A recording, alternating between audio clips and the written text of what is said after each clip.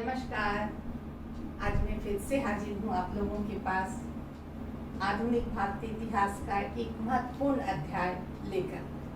और वह कौन सा है, वह अध्याय कौन सा है? वह है 19वीं शताब्दी में भारत में हुए धार्मिक और सामाजिक आंदोलन। जैसा कि आप लोगों को पता है कि आंदोलन बीच बीच में होना ही चाहिए और आंदोलन बीच बीच में होता ही है। क्यों होता है? उसकी आवश्यकता होती है। कभी कभी हम देखते हैं कि किसी भी क्षेत्र में बहुत अधिक विषमताएं आ जाती है, बहुत अधिक कुरीतियां आ जाती है, बहुत अधिक ऐसे तत्व उसमें आ जाते हैं कि उसे सुधारने के लिए, उसे साफ करने के लिए आंदोलन की आवश्यकता होती है। अक्सर हम आंदोलन को राजनीतिक आंदोलन के साथ देखते हैं, राजनीति में ही आंदोलन होता है, तो ऐसी बात नहीं है।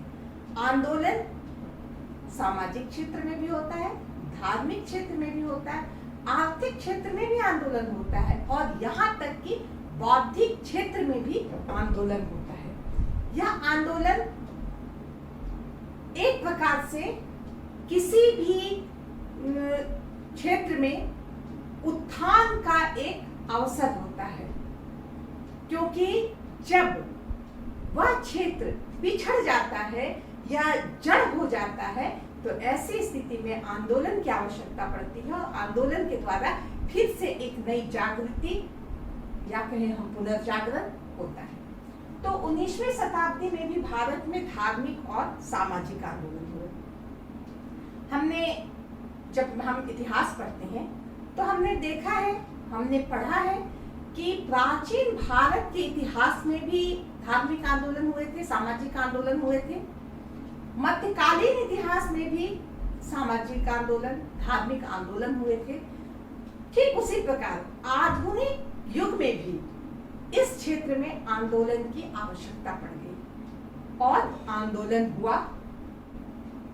हर समय मूल रूप से देखा जाए, अगर बेसिक चीज देखा जाए तो हम यही देखेंगे कि धार्मिक या सामाजिक क्षेत्र में जो भी गड़बड़ी हुई, जो भी विषमताएं आई, उसे दूर किया गया और हर युग में ये विषमताएं जो थी वह एक ही प्रकार की थी, समाज में बहुत सारी बुराइयों का आ जाना।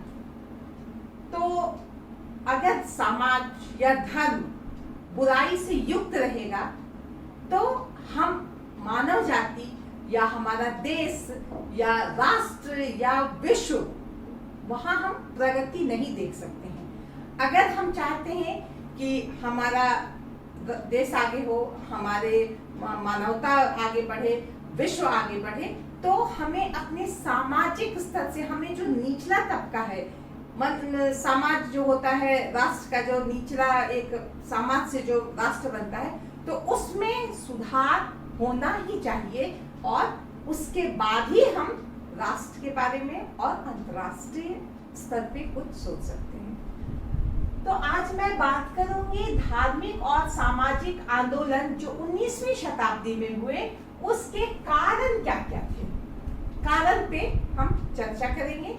और मैंने बताया कि बहुत कम समय में मैं अधिक से अधिक बातें बताने की कोशिश करूंगी, आप ध्यान से सुनिएगा। विश्वविद्यालय स्तर के परीक्षाओं में इस तरह के प्रश्न आते हैं कि 19वीं शताब्दी में भारत में हुए धार्मिक आंदोलन और सामाजिक आंदोलन के क्या कारण थे। ऐसे भी क्वेश्चन आ जाते हैं कभी कभी थोड़ा घुमा करके कि 19वीं शती में भारत में धार्मिक और सामाजिक आंदोलन आखिर क्यों हुए, उसके क्या कारण थे या कौन से कारण उत्तरदायी थे जिसके कारण भारत में धार्मिक और सामाजिक आंदोलन हुए। कुल मिलाजुला के ये जितने तरह के प्रश्न दाएं से पूछे, बाएं से पूछे, नाक सीधा पकड़ के पूछे, उल्टा पकड़ के पूछे, उसका उत्तर एक ही होगा और उसे हमें समझना, अगर हम उसे ध्यान से देखें समझ जाएंगे और सारे प्रश्न का उत्तर एक ही होगा। तो आइए सबसे पहले मैं कारण पर जाती हूँ कि क्या कारण थे। सबसे पहले राजनीतिक क्षेत्र में अस्थिरता आ गई थी। मुगल शासन का अंत हुआ था। मुगल शासन के अंत होने के बाद ही भारत में हम देखते हैं कंपनी शासन शुरू हो गया। कंपनी शासन के 100 साल के बाद हम देखते हैं भारत में डायरेक्ट सीधे ब्रिटिश शासन लागू हो गया। तो इतने समय में, इतने कम समय में जो इतनी राजनीतिक उथल पुथल मची, इससे क्या हुआ कि राजनीतिक अस्थिरता आ गई। शासन का बदलना और उसकी प्रणाली का बदलना और उस व्यवस्था के अंतर्गत हर व्यक्ति पर उसका प्रभाव पड़ना, यह एक बहुत बड़ा कारण था। हम जानते हैं कंपनी सरकार आई या ब्रिटिश सरकार आई, इसका मुख्य उद्देश्य क्या था? ये एक साम्राज्यवादी देश थे। इन्होंने साम्राज्य विस्तार किया था। हमारे यहाँ साम्राज्य विस्तार क्यों किया था? यह उन्होंने अपने फायदे के लिए किया था। अपने देश को समृद्ध करने के लिए दूसरे देश का शोषण करना इनका मुख्य उद्देश्य था। तो ये किसी भी तरह से यहाँ की जनता के लिए लोकहितकारी शासन नहीं थी। यहाँ से ब्रिटिश सरकार को सिर्फ और सिर्फ शोषण करना ही उसका मुख्य उद्देश्य था। तो ऐसी स्थिति में क्या हुआ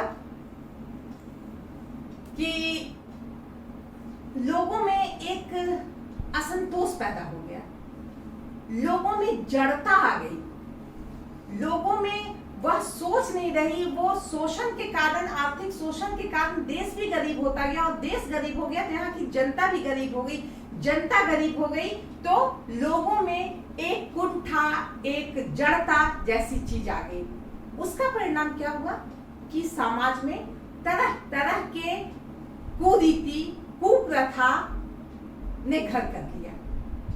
आपसी द्वेष, सांप्रदायिक द्वेष, जातिपाती, छुआछूत, बहुत तरह के आडंबर, अंधविश्वास, इन सब का इतना ज्यादा प्रभाव हो गया कि समाज एक प्रकार से रुक गया, जड़ हो गया। उसमें सोचने की शक्ति नहीं थी, समझने की शक्ति नहीं थी। तो यह एक बहुत बड़ा कारण बना कि ऐसी स्थिति से उबरने के लिए धार्मिक आंदोलन या सामाजिक आंदोलन आवश्यक है। अब हम बात करते हैं अंग्रेजी शिक्षा संस्कृति का प्रभाव। अंग्रेज आए, साथ में उनकी संस्कृति आई, साथ में उनकी शिक्षा आई।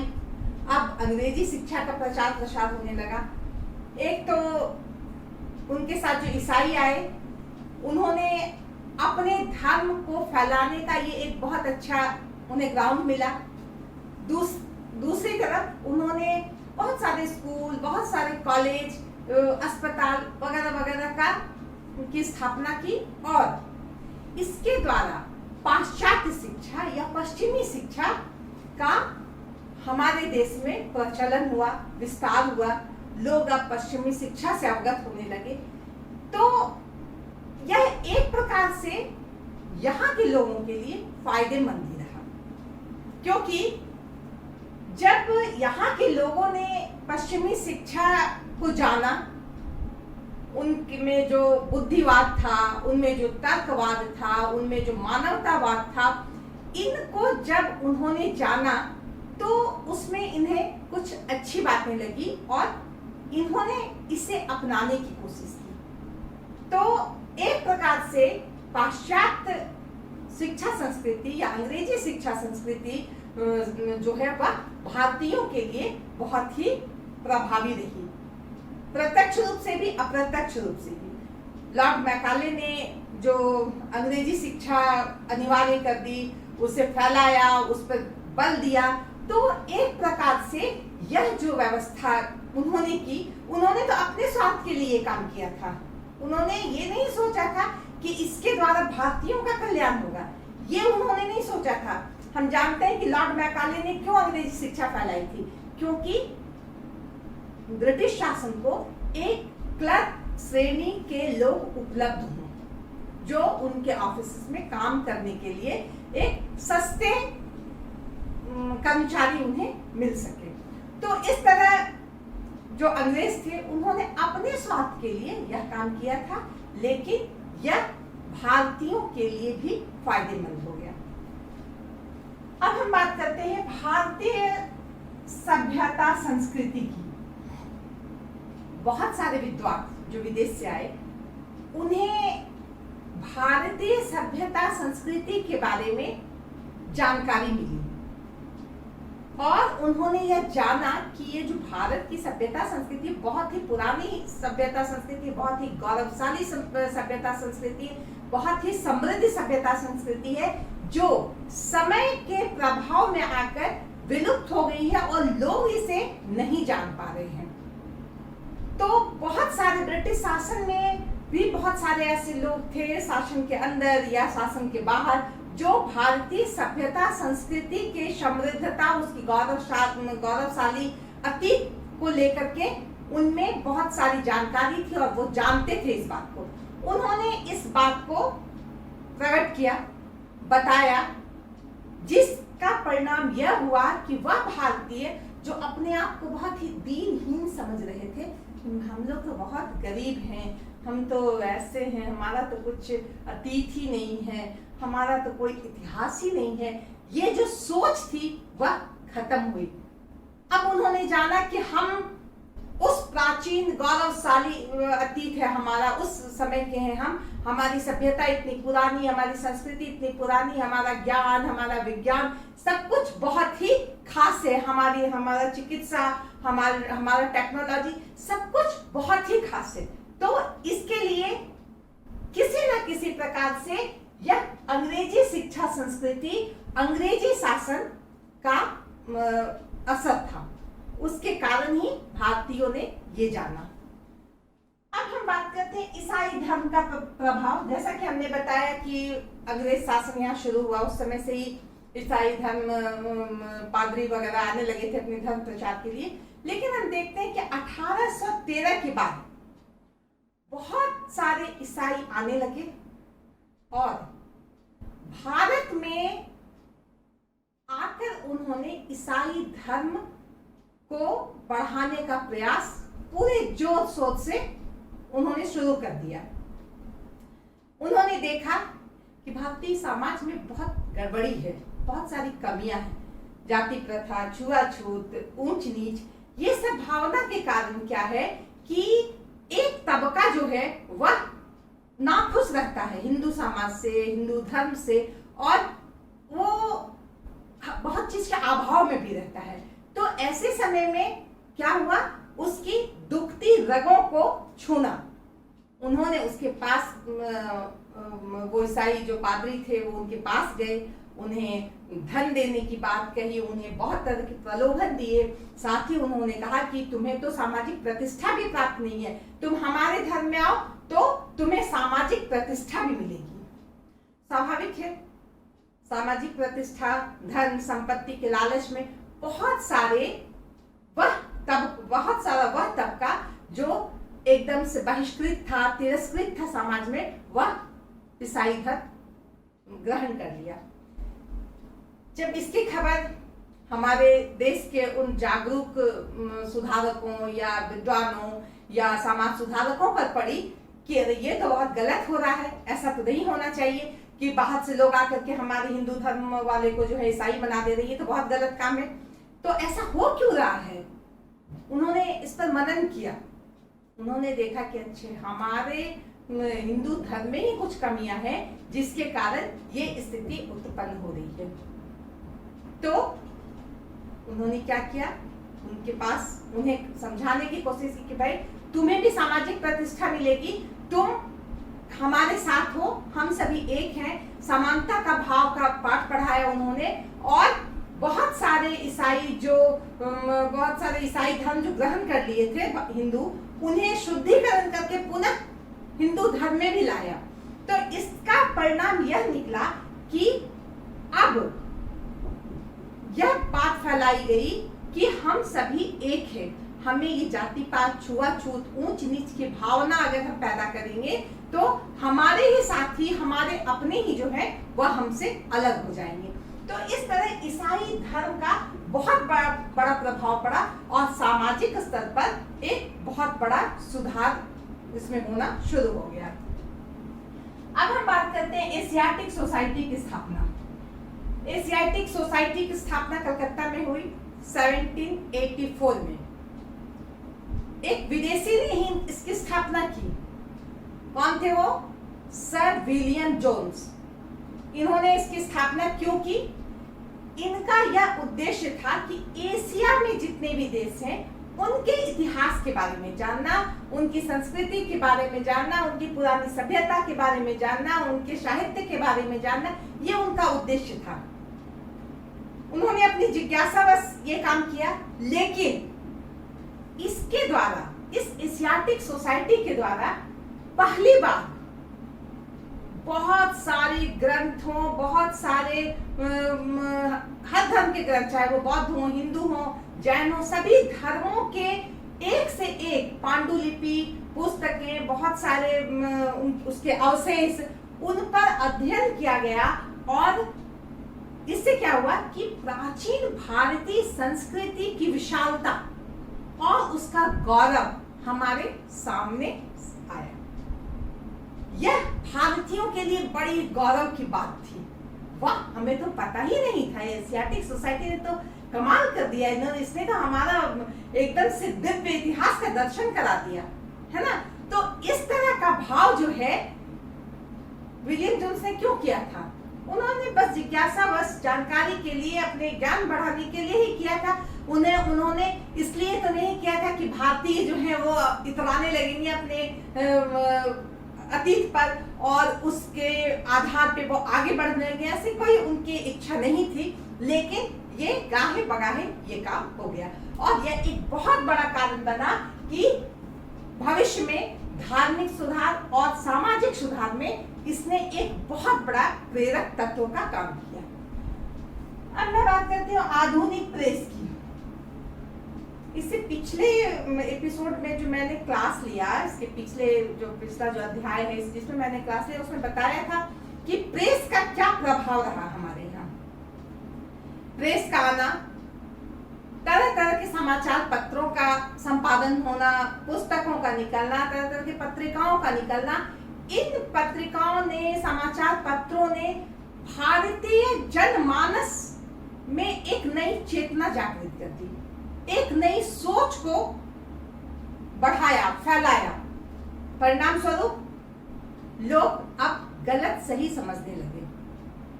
अब वो बहुत ऐसी चीजों का विरोध करने लगे जो सही नहीं था। बहुदेववाद, मूर्ति पूजा, जाति पाति, छुआछूत, बहुत सारे अंधविश्वास को फॉलो करना, ये सबको उन्होंने कहा कि नहीं, ये गलत है। ये प्रेस और पत्र पत्रिकाओं का जो विकास हुआ, समाचार पत्रों का, तो इसके द्वारा हमने बाहर के भी, पाश्चात्य देशों के भी बहुत सारे पुस्तकों, बहुत सारे विचारों को हमने देखा और समझा। फलतः हम अपने यहाँ के बहुत सारे कुप्रथाओं को, अंधविश्वासों को विरोध करने में आगे बढ़े। तो इन समाचार पत्रों की भूमिका, पुस्तकों की भूमिका, पत्र पत्रिकाओं की भूमिका, बहुत सारे उपन्यास निकले, बहुत सारे कहानी निकले, जिनमें समाज के बहुत सारे कुरीतियों पर, बहुत सारी कुप्रथाओं पर कहानियां लिखी होती थी, बड़े बड़े उपन्यास लिखे होते थे, जो एक तरह से लोगों को जागृत करते थे कि सही में ये तो बहुत गलत है, ये जो समाज में हो रहा है, विधवा विवाह है, विधवा के साथ जो दुराचार हो रहा है, सती प्रथा है, बाल विवाह हो रहा है, कन्यावध हो रहा है, ये सब बहुत गलत चीज है। इसका विरोध करने के लिए धर्म सुधारक तो थे ही, आम जनता के मन में भी ये भाव आया कि यह गलत है और यह नहीं होना चाहिए, बल्कि जो गलत हो रहा है उसे सुधारना चाहिए। तो इस तरह से हम देखते हैं आधुनिक प्रेस ने यह कमाल कर दिया और भारत में 19वीं सदी में सामाजिक और धार्मिक सुधार जो है उनका एक रास्ता और प्रशस्त हो गया। अब हम बात करते हैं समाज सुधारकों का प्रभाव। ये बहुत ही महत्वपूर्ण पॉइंट है भारत में हुए धार्मिक और सामाजिक आंदोलन के। सुधारकों ने सामने आकर ऐसे तो बहुत लोग अखबार पढ़ रहे हैं, हाँ गलत हो रहा है, बहुत लोग आम जनता बातें कर रहे हैं कि नहीं ये बहुत गलत हो रहा है, ये नहीं होना चाहिए, लेकिन कुछ सुधारकों ने सामने आकर इन सारी कुप्रथाओं का, इन सारे अंधविश्वासों का जो फैली हुई थी समाज के क्षेत्र में, धर्म के क्षेत्र में, उसे दूर करने का प्रयास किया। और उन्होंने सिर्फ प्रयास ही नहीं किया, उन्होंने इसे आत्मसात भी किया। उन्होंने दिखाया कि देखो मैं ये कर रहा हूं। तो इस तरह हम क्या देखते हैं कि समाज सुधारकों ने अपनी शक्ति से समाज को सुधारा। इसमें सबसे पहले मैं 2-4 नाम बताती हूँ जो बहुत ही महत्वपूर्ण है, उसे याद रखिएगा। उसमें है राजा राम मोहन राय। सबसे पहले राजा राम मोहन राय को हम क्या कहते हैं, नव जागरण या पुनर्जागरण या सामाजिक और धार्मिक आंदोलन के अग्रदूत कहते हैं। आधुनिक काल के सामाजिक आंदोलन और धार्मिक आंदोलन के जो अग्रदूत थे वह कौन थे, राजा राम मोहन राय। राजा राम मोहन राय का जन्म बंगाल में हुआ था, वर्धमान में। कट्टर ब्राह्मण परिवार के थे वो, लेकिन शुरू से ही वह एक उनका जो विचार था बहुत ही ब्रॉड था। वो किसी बंधन में बंध के रहना नहीं चाहते थे, ना वो किसी दकियानूसी विचार को ढो करके चलना चाहते थे। तो उन्होंने अपने घर से ही विद्रोह शुरू हो गया। उन्होंने बहुत सारे रीति रिवाजों, बहुत सारे अंधविश्वासों को मानने से इनकार कर दिया। फलतः घर वाले ही उन्हें घर से निकाल दिए, जो अब तुम्हारा विचार जो है ना यहाँ पे नहीं चलेगा, तुम निकल जाओ घर से निकल गए। और उन्होंने अपने जीवन काल में ऐसे बहुत सारे काम किए जो आज भी वो उस काम से अमर हैं। आज हम जब बात करते हैं कि आधुनिक काल में पुनर्जागरण के अग्रदूत जो थे राजा राम मोहन राय थे, उन्होंने समाज के क्षेत्र में जो सुधार किया, उन्होंने धर्म के क्षेत्र में जो सुधार किया, उन्होंने राजनीति के क्षेत्र में भी बहुत काम किए, उन्होंने अंतर्राष्ट्रीय क्षेत्र में भी उनकी भूमिका जो है बहुत ही महत्वपूर्ण थी। उन्होंने ब्रह्म समाज, सबसे पहले उन्होंने आत्मीय सभा की स्थापना की। आत्मीय सभा की स्थापना उन्होंने 1814 ईस्वी में की। इसमें कुछ लोग थे पढ़े लिखे संभ्रांत व्यक्ति, और इनका क्या काम था कि प्राचीन जो उपनिषद थे, जो प्राचीन ग्रंथ थे, उनका अध्ययन करना और उनका सार निकालना और यह बताना लोगों को कि सच्चा जो हिंदू धर्म है, जो धर्म ग्रंथ में जो सार है वह यह है। लेकिन यह सभा बहुत दिन तक नहीं चली। इसी बीच राजा राम मोहन राय ने बहुत सारा अपना बहुत क्षेत्र में अपनी उपलब्धि कायम की रखी। वो ब्रिटिश शासन में वो बहुत अच्छे पद पे काम भी करते रहे, और अपने ज्ञान से वो बहुत भाषा के ज्ञानी थे। Hindi, English, French, Italian, Hebrew, Greek, Latin, इतने सारे विषयों पर उनका कमांड था।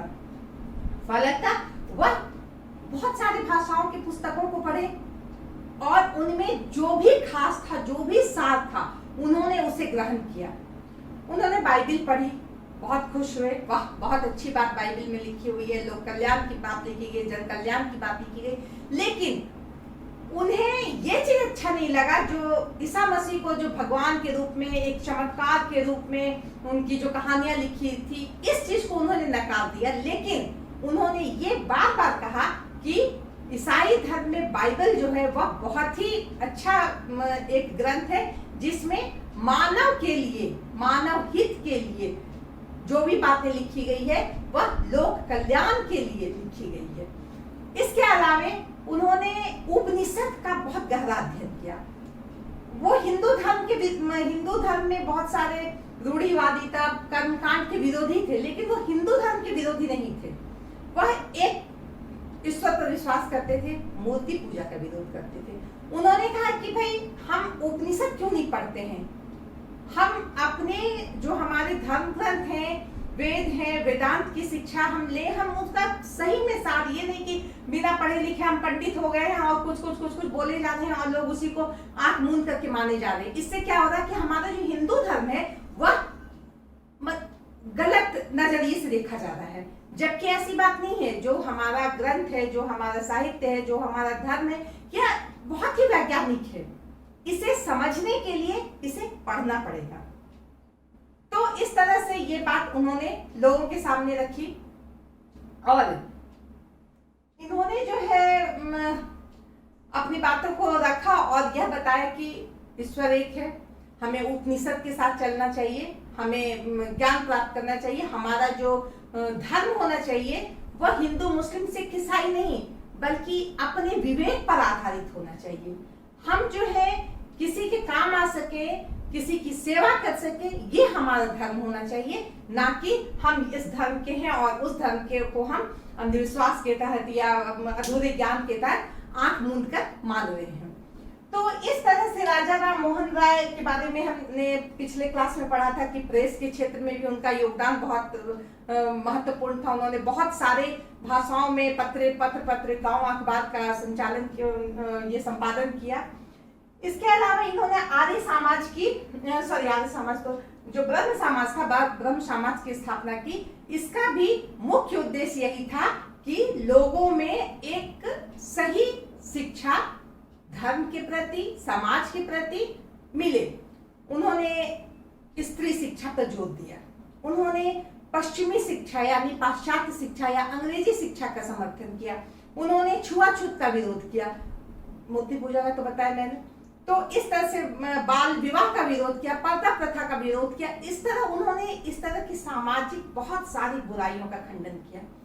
धर्म के क्षेत्र में बलि देना, बहुत तरह के यज्ञ, उपवास, बहुत खर्च वाले काम कर्मकांड करना, इन सब का विरोध किया।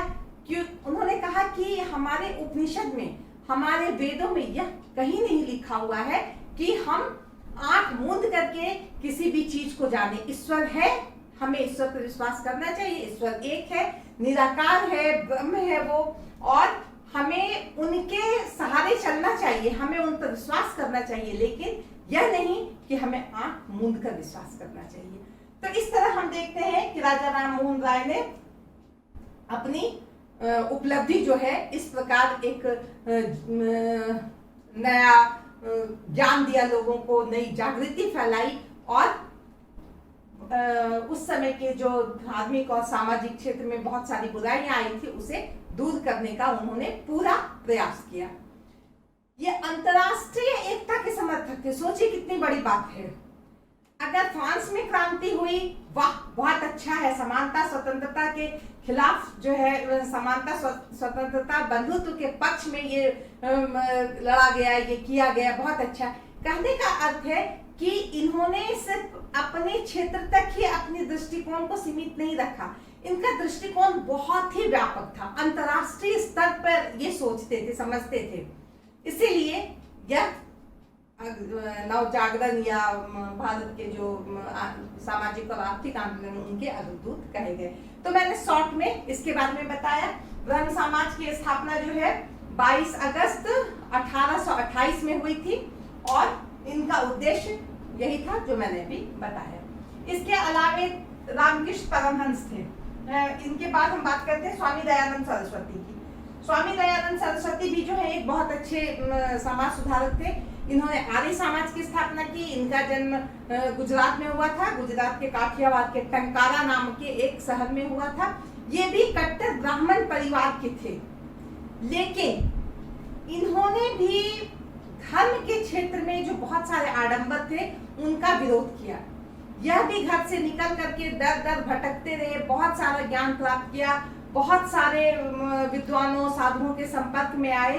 अंततः वह बिरजानंद नाम के एक अंधे ब्राह्मण के संपर्क में आए और उनसे उन्होंने बहुत सारा ज्ञान प्राप्त किया। व्याकरण, महाभाष्य, धर्मसूत्र, इनके बारे में उन्होंने ज्ञान प्राप्त किया और अंत में वो बिरजानंद जो थे, इन्होंने इनसे कहा कि तुम मेरे लिए क्या करो, गुरु दक्षिणा के रूप में तुम मेरे लिए क्या करो, तुम वेद को फैलाओ, वेद के ज्ञान को तुम फैलाओ। इसी बात को लेकर के वह चले और इन्होंने वेदों की और लौटो का नारा दिया। जिस तरह यूरोप में धर्म सुधार आंदोलन हुआ था, तो मार्टिन लूथर ने क्या कहा था, बाइबिल की ओर लौटो, बाइबिल को ठीक से पढ़ो समझो, तभी तुम्हें सच्चे ज्ञान की प्राप्ति होगी। तुम अंधविश्वास के पीछे मत भागो, तुम किसी के कहे पे मत चलो, तुम बाइबिल को पढ़ो। उसी प्रकार दयानंद सरस्वती ने क्या कहा कि वेदों की ओर लौटो। यह इनका एक उपदेश था। यह भी बहुत विद्वान थे। संस्कृत तो इनकी मुट्ठी में था। ये वाद विवाद और जब भाषण संस्कृत में देते थे तो बड़े बड़े प्रकांड पंडित भी जो है वो नतमस्तक हो जाते थे। लेकिन केशव चंद्र सेन जो राजा राम मोहन राय के ब्रह्म समाज के थे, इनके बाद आए केशव चंद्र सेन, उनके संपर्क में जब दयानंद सरस्वती आए तो केशव चंद्र सेन ने कहा कि आप स्वामी जी, आप विद्वान तो बहुत हैं, आपकी विद्वता जो है बहुत ही व्यापक है, लेकिन आपकी जो ये भाषा है संस्कृत, यह जनमानस तक नहीं पहुंच पाती है, साधारण जनता संस्कृत नहीं समझ सकती है। तो आप क्यों ना अपना भाषण या अपना संदेश या अपना प्रवचन हिंदी में दें। उसके बाद उन्होंने हिंदी में अपना भाषण देने लगे और सचमुच में वह बहुत ही लोकप्रिय हो गए। वो बहुत ही विद्वान व्यक्ति थे। उन्होंने बहुत ही सरल तरीके से लोगों को बताया कि उन्होंने मूर्ति पूजा का विरोध किया, लेकिन हिंदू धर्म का विरोध नहीं किया। उन्होंने हिंदू धर्म की विशालता, व्यापकता, उसकी जो महानता है उसके बारे में उन्होंने प्रत्यक्ष रूप से एकदम से खुल करके उन्होंने अपनी बात रखी। तो दयानंद सरस्वती ने राजा राम मोहन राय के से एक कदम आगे बढ़ करके काम किया। उन्होंने हिंदू समाज को जागृत किया। हिंदू समाज में बहुत सारे जो वही कुप्रथाएं, कुविचार, अंधविश्वास, कुरीतियां थी, उसको दूर करने में वो आगे आए। उन्होंने आर्य समाज की स्थापना की। आर्य समाज क्या था? आर्य समाज के द्वारा हिंदू धर्म में बहुत सारे संस्कार होते हैं, शादी ब्याह जन्म मृत्यु सब कुछ होता है, ये उसको मानते थे, लेकिन हमें इन संस्कारों को पूरा करना है, लेकिन इसे करने के जो तरीके हैं वह सरल होने चाहिए, ना कि जटिल होनी चाहिए। तो आप देखते होंगे कि आर्य समाजी बहुत सारे मंदिर होते हैं, बहुत लोग आर्य समाजी होते हैं, उनका जो है पूजा पाठ या कोई भी संस्कार जो है उनका आर्य समाजी तरीके से होता है। तब वह जो है वह हिंदू रीति रिवाज हिंदू धर्म को मानता है, लेकिन वह उस रीति रिवाज को नहीं मानता है, वह आर्य समाज में जो रीति रिवाज है उसको मानता है। दयानंद सरस्वती ने सत्यार्थ प्रकाश नाम की एक पुस्तक भी लिखी थी, उसमें इन्होंने इसके बारे में बहुत विस्तार से बताया था। तो इस तरह हम क्या देखते हैं कि दयानंद सरस्वती उन्होंने भी छुआछूत का विरोध किया, जाति प्रथा का विरोध किया। उन्होंने भी उन्होंने क्या किया, इस बात एक खास बात है, राजा राम मोहन राय के बारे में हम जानते हैं, उन्होंने अंग्रेजी शिक्षा पर जोर दिया, लेकिन दयानंद सरस्वती ने प्राचीन गुरुकुल व्यवस्था जो थी उसका उन्होंने समर्थन किया। इस बात को याद रखिएगा कि इन्होंने प्राचीन शिक्षा व्यवस्था को कहा कि वह बहुत अच्छी थी, उसे होना चाहिए। तो इस तरह से स्वामी दयानंद सरस्वती ने इस क्षेत्र में अपनी उपलब्धि थी। इसी प्रकार हम बात करते हैं रामकृष्ण परमहंस की। रामकृष्ण परमहंस जो कलकत्ता में पहले बेलूर मठ है, उसका फिर रामकृष्ण मिशन की स्थापना विवेकानंद द्वारा की गई। तो इनका भी जो उद्देश्य था वह क्या था? मानव मात्र से प्रेम करना, दया करना, उनका जो कष्ट है अपने स्तर से जो हो सके वह दूर करना, जाति पाति में विश्वास नहीं करना, और धर्म के मामले में उन्होंने कहा कि सभी धर्म बराबर हैं, सबका एक ही उद्देश्य है, उस परमात्मा को पाना। ये अलग बात है कि सबके रास्ते अलग अलग हैं, लेकिन उन रास्तों पर जो भी जिस रास्ते पे चल रहा है वह ईमानदारी से, समर्पण भाव से उस रास्ते पे चले और परमात्मा को पाले। तो यही जो है आध्यात्म है। उन्होंने आध्यात्म की शिक्षा दी। उन्होंने यह नहीं कहा कि तुम बहुत पोथी पढ़ पढ़ के विद्वान हो, बहुत डिग्री लो, आध्यात्म अपने में जगाओ। तो सबका अपना अपना विचार था, तो उनका विचार ये था। और सबसे महत्वपूर्ण कि मानव सेवा, प्राणी मात्र की सेवा, यह जो है मानव का धर्म होना चाहिए। इसके बाद इनके जो शिष्य थे विवेकानंद स्वामी, कौन उनको नहीं जानता, वो तो इतने प्रकांड विद्वान थे कि उन्होंने भारत तो क्या विदेशों में भी जाकर के अपने धर्म, अपनी संस्कृति का डंका बजा दिया। लोग वहां पर भी दांतों तले उंगली चबा दिए जब उनके भाषण को सुने, जब धर्म के पर जो उन्होंने व्याख्यान दिया, उन्होंने जब बताया कि हमारा हिंदू धर्म क्या है और उसकी खासियत क्या है, तो अंग्रेज, अमेरिकन सभी जो है दंग रह गए। तो उन्होंने भारत के गौरवशाली इतिहास, वर्तमान सबको सामने रख दिया। तो विवेकानंद ने रामकृष्ण मिशन की स्थापना की, और यह रामकृष्ण मिशन जो है यह भी शिक्षा के क्षेत्र में, स्वास्थ्य के क्षेत्र में, बहुत सारे अनाथालय या बहुत सारे वृद्धाओं के लिए जो आश्रम बनता है, उनके लिए जो भी काम होता है वह इनके द्वारा होता है। तो इस तरह रामकृष्ण परमहंस ने मानव सेवा का जो है अपना भाव बताया लोगों को। साथ में उन्होंने यह बताया कि धर्म, सभी धर्म एक है, सबका उद्देश्य एक है, यानी कि आपसी वैमनस्य को मिटाने में इनका बहुत बड़ा हाथ था। अब हम बात करते हैं थियोसॉफिकल सोसाइटी। थियोसॉफिकल सोसाइटी की स्थापना दरअसल अमेरिका में हुई थी 1875 में, लेकिन बाद में 1882 में भारत में भी यह शुरुआत हुई, मद्रास के अडियार नाम के जगह में। और शुरू में तो वह उतना प्रभावी नहीं रहा, लेकिन जब एनी बेसेंट नाम की जो आयरलैंड की एक महिला थी, जब इस सोसाइटी से जुड़ गई, तब उन्होंने जो काम किया भारत के सामाजिक और धार्मिक आंदोलन के लिए, वो बहुत ही महत्वपूर्ण है।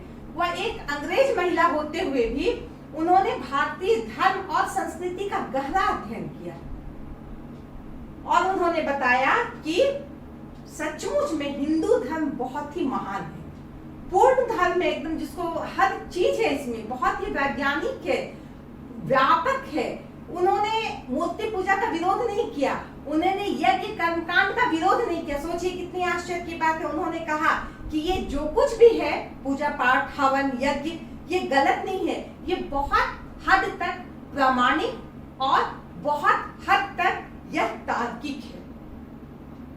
तो एक विदेश की महिला ने हिंदू धर्म पे 40 साल रिसर्च करके यह बताया कि नहीं, हिंदू धर्म के ये कर्मकांड, ये पूजा पाठ, इसे आप व्यर्थ नहीं कर सकते हैं। यह जो है प्रासंगिक है, जरूरत का है और वैज्ञानिक भी है। तो इस तरह हम देखते हैं एनी बेसेंट, इन्होंने महिलाओं के लिए बहुत सारा काम किया। महिलाएं शिक्षित हो, लड़कियों की शिक्षा पे ध्यान देना, महिलाओं के में जो बहुत सारे विधवा विवाह से संबंधित है, विधवाओं का विवाह नहीं होता था, विधवाओं को बहुत तरह का कष्ट दिया जाता था, इसका उन्होंने विरोध किया कि नहीं, ये गलत बात है, विधवाओं के साथ ऐसी गलत नीति जो है नहीं अपनानी चाहिए। सती प्रथा का विरोध तो खैर राजा राम मोहन राय ने ही किया था, उन्होंने इतना ज्यादा विरोध किया इसका कि वो सरकार तक पहुंच गए, लॉर्ड बेंटिक को उस पर प्रतिबंध लगाना पड़ा सती प्रथा पर। तो खैर इनके समय से ही सती प्रथा थोड़ा सा कम हो गया, अब उस तरह से सती प्रथा खुलेआम नहीं होने लगा, बल्कि एकदम चोरी छुपे में जो हो गया, लेकिन सती प्रथा बंद ही हो गया। लेकिन एनी बेसेंट ने बाल विवाह, इसके अलावा कन्या की हत्या, ये सब जो चीज होती थी, इसे इन्होंने अपने थियोसॉफिकल सोसाइटी के द्वारा कंट्रोल करने की कोशिश की। गलत बातों को, छुआछूत, जाति पाति, इन सब के खिलाफ, इन सब के खिलाफ थी और लोगों को जागरूक किया कि ये सब गलत बात है, हमें ऊंच नीच, छुआछूत, जाति पात, ये सब पे हम लोगों को नहीं आना चाहिए। हम लोग जो है हिंदू हैं या भारतीय हैं, हमें एक साथ मिलकर के रहना चाहिए, तभी हमारे समाज का विकास होगा और हमारा धर्म जो है तभी वो मजबूत होगा। तो इस तरह से हम देखते हैं कि इन समाज सुधारकों ने एक बहुत बड़ी भूमिका निभाई 19वीं सदी में हुए धार्मिक और सामाजिक आंदोलन में। तो अब हम बात करते हैं क्या इसका परिणाम हुआ, ये जो चीज हुआ, कारण था, उसका क्या प्रभाव हुआ? तो समाज में सुधार हुआ। समाज में जो बहुत सारी कुरीतियां थी, जो अभी मैंने बताया, जाति पाति, छुआछूत, विधवा विवाह शुरू हुआ, सती प्रथा खत्म हुआ, बाल विवाह जो है वो खत्म हुआ, पर्दा प्रथा पे को हटाने की बात कही गई, कन्या हत्या की बात जो है उसे ये किया गया, बंद करने की बात कही गई। तो एक प्रकार से लोगों में ये सोच आई, ये मानसिक उनका स्तर जो है वो ऊपर हुआ कि सही में ये गलत है, ये नहीं होना चाहिए। और जितनी सारी ऐसी कुरीतियां थी वह कम हो गई। कम क्या, बहुत कम हो गई। हम ये नहीं कह सकते कि वो खत्म हो गई, बहुत अधिक कंट्रोल हो गया उस पे, या ऐसी कुरीतियों पर बहुत अधिक लगाम लग गया। बहुत सारे अंधविश्वास थे, तो उन अंधविश्वासों से लोग अब छूट गए, अब उससे छूटने की कोशिश करने लगे। अब हम बात करते हैं धर्म में सुधार। धर्म के क्षेत्र में वही जो पोंगा पंडित लोग होते हैं, उन्होंने धर्म का तो सत्यानाश कर दिया था। तो ऐसी स्थिति में उपनिषद को पढ़ो, वेद को पढ़ो, वेदों की ओर लौटो, उपनिषद को जानो। इनके द्वारा हिंदू धर्म में एक नई जागृति आई। वह आडंबर, वह कर्मकांड को लोगों ने त्याग दिया और जाना कि सच में हिंदू धर्म क्या है, उसकी क्या खासियत है और हमें उसको अपनाने के लिए क्या करना होगा, है ना। तो इस तरह से धर्म में भी बहुत बड़ा सुधार आया। प्राचीन और आधुनिक साहित्य को नई दिशा मिली। हमने बताया एशियाटिक सोसाइटी की स्थापना होने के बाद हमारे जो पुराने ग्रंथ थे, पुराने साहित्य थे, जब ये सामने आए, लोगों में बड़ा गौरव की भावना पैदा हुई और अब इन्हें सहेजने का काम शुरू हुआ। साथ साथ पाश्चात्य देशों से भी हमारा लेन देन शुरू हो गया था। तो उसके बदले में क्या हुआ कि अब हम उन साहित्यों को, उन दार्शनिकों को पढ़ने लगे, समझने लगे और उसे भी संजो करके रखने लगे। फलतः हमारी बुद्धि का विकास हुआ, हमारी तर्क बुद्धि जो है वह विस्तृत हुई। बुद्धिवाद, मानववाद, ये सब जो भावना है, ये सब हमारे में आई। तो इन पाश्चात्य जो शिक्षा का प्रभाव यह था कि हमारा प्राचीन और आधुनिक साहित्य को जो है एक नई दिशा मिली। तरह तरह के साहित्य लिखे जाने लगे, तरह तरह के उपन्यास लिखे जाने लगे, तरह तरह के राजनीति से संबंधित, धर्म से संबंधित, मनोरंजन से संबंधित हर तरह के साहित्य अब निकलने लगे, जो नए विचारधाराओं और नए समाज का प्रतिबिंब के रूप में जो साहित्य होते हैं वह हमारे सामने आने लगे। तार्किक क्षमता में सुधार, जैसा कि मैंने बताया, पाश्चात्य शिक्षा का प्रभाव और इधर जो कारण हुए, उसके कारण क्या हुआ कि लोगों में तार्किक क्षमता बढ़ी। अब लोग किसी भी चीज को करने से पहले, करने से पहले उसे सोचते थे कि ये कितना सही है, कितना गलत है। अपने तर्क की कसौटी पे कसकर ही लोग मानते थे कि हाँ, समुद्र पार नहीं करना चाहिए। तो क्यों नहीं करना चाहिए, ये सवाल उठता था। हमें मंदिर जाना चाहिए तो बिना चप्पल के हमें 50 किलोमीटर चल देना चाहिए। भाई क्यों चलना चाहिए, हमारी तो घुटने में दर्द है, मैं कैसे चलूं। तो इस तरह की बात अब वो बात नहीं थी कि आंख मूंद के आपने कहा और मैंने मान लिया। तो इस तरह तार्किक क्षमता का विस्तार हुआ। स्वाभाविक है कि अंधविश्वास समाप्त होगा, स्वाभाविक है कि गलत रीति रिवाज, कर्मकांड खत्म होंगे। अब आर्थिक क्षेत्र में सुधार हुआ। अब लोगों की सोच में वृद्धि हो गई थी, लोग ब्रॉड माइंडेड हो गए थे। तो अब उन्हें लगने लगा कि हमें अपनी आर्थिक स्थिति को मजबूत करना है। ऐसे तो हम देख ही रहे हैं, ब्रिटिश शासन में शोषण के शिकार हम हो रहे हैं, लेकिन हम कैसे अपनी आर्थिक स्थिति को मजबूत करें ताकि कल को हम इस ब्रिटिश शासन के खिलाफ उठ सकें, आवाज उठा सकें, लड़ सकें। तो इसके लिए तरह तरह के जो व्यापार, वाणिज्य, उद्योग, इन सब लगा कि भारतीयों को ये सब हम लोगों को करना चाहिए। हम लोग को पुरानी रूढ़िवादिता कि ये में नहीं दौड़ना चाहिए, हमें वही लकीर का फकीर नहीं बना हुआ होना चाहिए, हमें कुछ नया करना चाहिए, है ना। तो इस तरह क्या हुआ कि आर्थिक क्षेत्र में सुधार होने से समाज, एक तो परिवार को एक आधार मिला, मजबूत हुए, समाज मजबूत हुआ और उससे जो है देश को भी फायदा हुआ। अब हम बात करते हैं राष्ट्रीयता की भावना का विकास। ये धार्मिक और सामाजिक आंदोलन जो हुए, इसने सिर्फ धर्म के क्षेत्र में या समाज के क्षेत्र में ही अपना जलवा नहीं दिखाया, इसने लोगों को बताया कि हम किसी से कम नहीं। कोई बाहर का, कोई विदेशी आके हम पे कैसे शासन कर सकता है, हम खुद बहुत तेज हैं, ये हमारी मजबूरी का फायदा उठा रहे हैं, हमारी राजनीतिक अस्थिरता का फायदा उठा रहे हैं, तो हम ये नहीं होने देंगे। ये भावना धीरे धीरे लोगों में आने लगी और यही सब कारण बना कि भारत में राष्ट्रीयता का विकास हुआ है कि हमारा देश, हम भारत के लोग हैं, हमारा भारत बहुत महान है और हम किसी के दबाव में नहीं रहेंगे, हमें स्वतंत्र होना चाहिए, ऐसी जो भी भावना है, इसमें इनका बहुत ज्यादा असर था। ये जो कारण थे, उनके कारण जो राष्ट्रीयता की भावना का भी विकास हुआ। तो इस तरह से हम देखते हैं कि ये धर्म और समाज के क्षेत्र में आंदोलन हुए, लेकिन इसने राजनीतिक क्षेत्र को भी बहुत अधिक प्रभावित किया। तो इस तरह हम इसमें खास बात क्या देखेंगे, इसमें राजा राम मोहन राय ने कौन किस सभा की स्थापना की, किस समाज की स्थापना की, दयानंद सरस्वती ने क्या किया, ये सब बहुत ही महत्वपूर्ण है। तो आज के लिए मैं यहाँ अपने वक्तव्य को विराम देती हूँ। धन्यवाद।